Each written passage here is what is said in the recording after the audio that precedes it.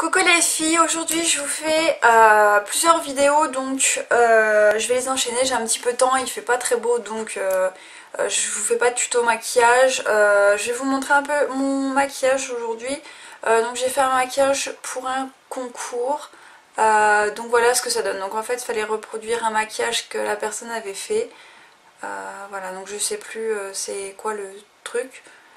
Mais voilà, donc avec un gros trait de liner, du bleu, du marron et voilà. Voilà, donc pour le maquillage, c'était juste un maquillage des yeux, donc après le reste du visage c'est moi en fait qui a voulu faire comme ça.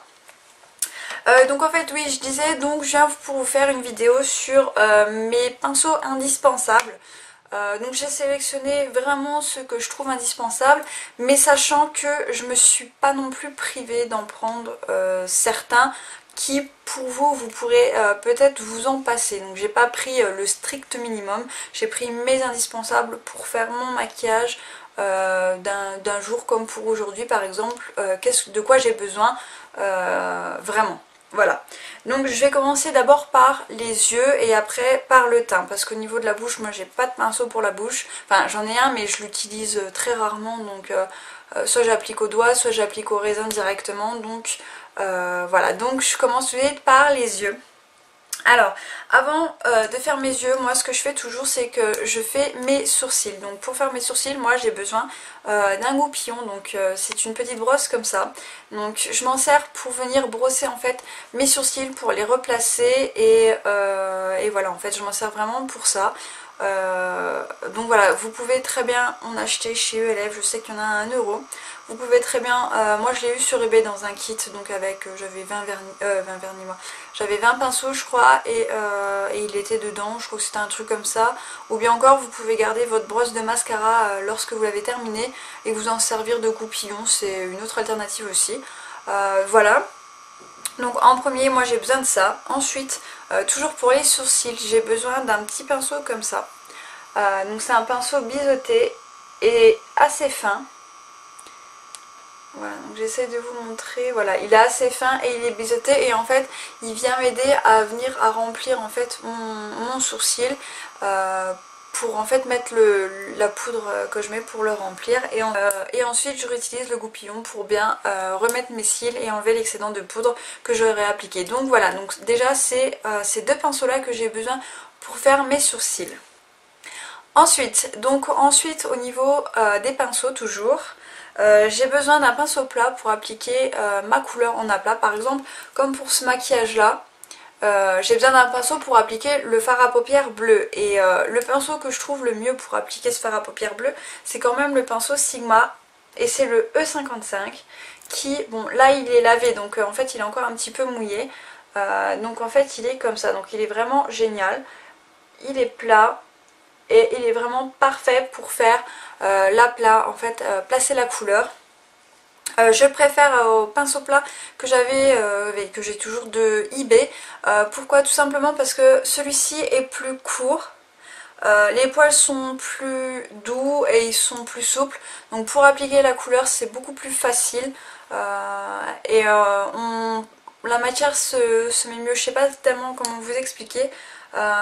C'est beaucoup plus couvrant, c'est comme si vous mettez un fond de teint soit avec un pinceau duo fibre ou un pinceau kabuki comme celui que je vais vous montrer tout à l'heure. La couvrance n'est pas la même. Bah là avec ce pinceau là c'est pareil, on a vraiment une bonne opacité en fait directement du fard à paupières et c'est ça que j'apprécie vraiment beaucoup. Et de plus il est plus petit, il est plus rond, il est plus adapté en tout cas à ma forme de paupières. Voilà, ensuite bien sûr j'ai sélectionné un pinceau estompeur logique. Quand on applique une couleur il faut bien l'estomper au niveau du contour, donc pour ça déjà j'ai pris un pinceau que j'utilise quotidiennement, donc c'est un pinceau ELF. Donc pareil, en fait je viens de laver tous mes pinceaux, donc ils sont tous un petit peu, ils sont pas encore secs.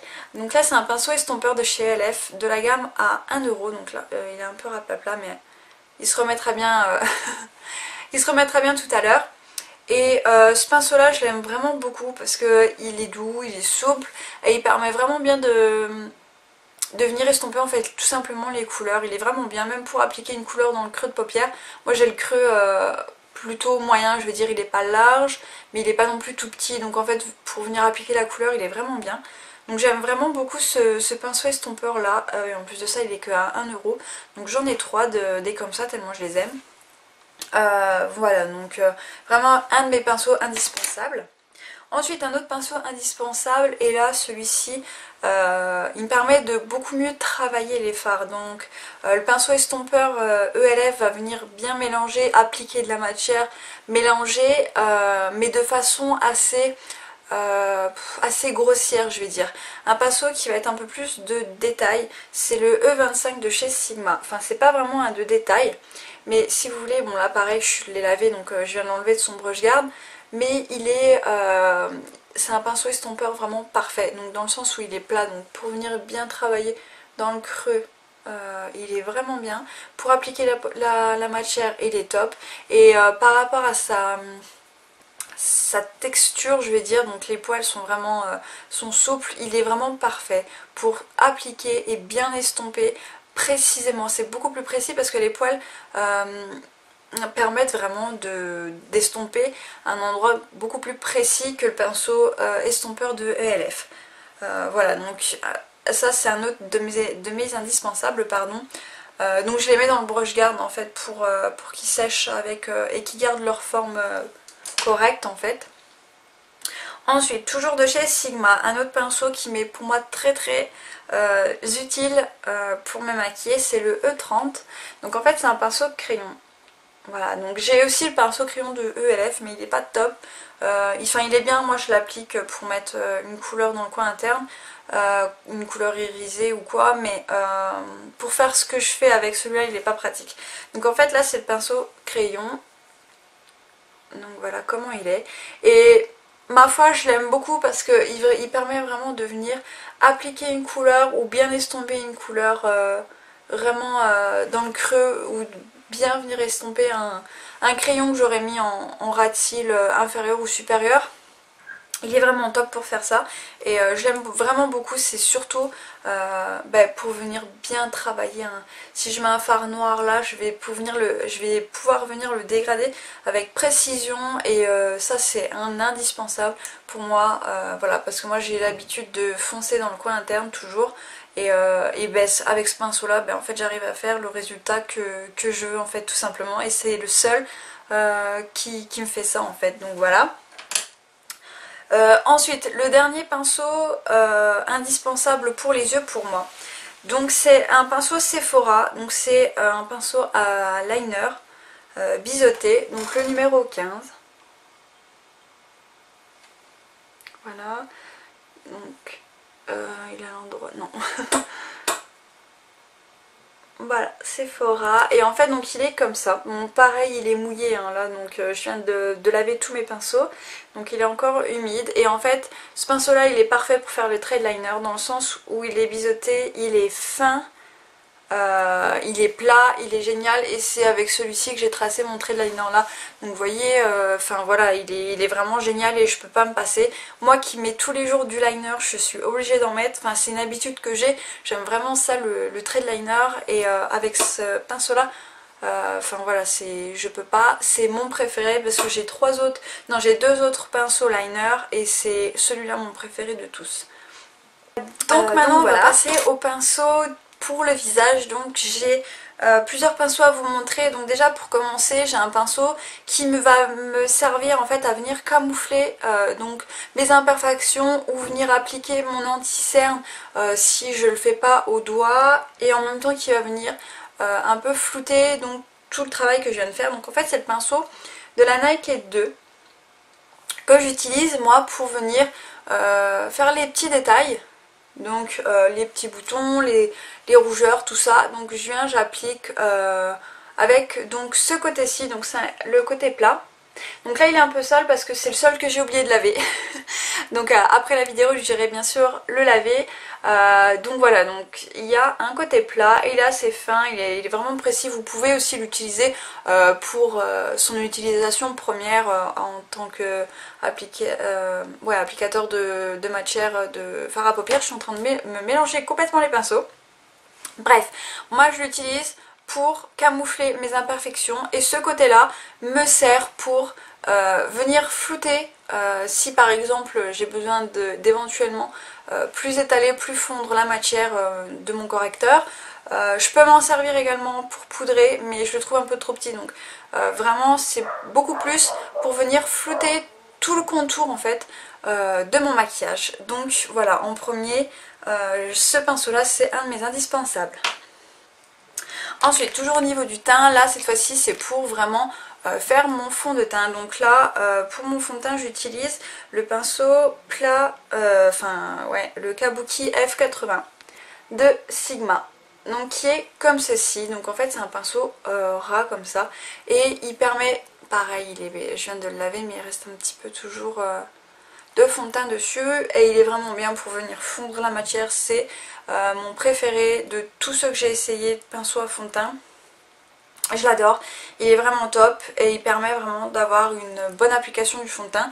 Moi j'aime pas appliquer mon fond de teint à la main, je déteste ça, donc automatiquement il me faut un pinceau à fond de teint et celui-ci c'est mon chouchou, je l'adore, il est vraiment parfait pour faire ça, il permet vraiment d'avoir un beau teint tout simplement et de bien mélanger, bien faire son boulot tout simplement.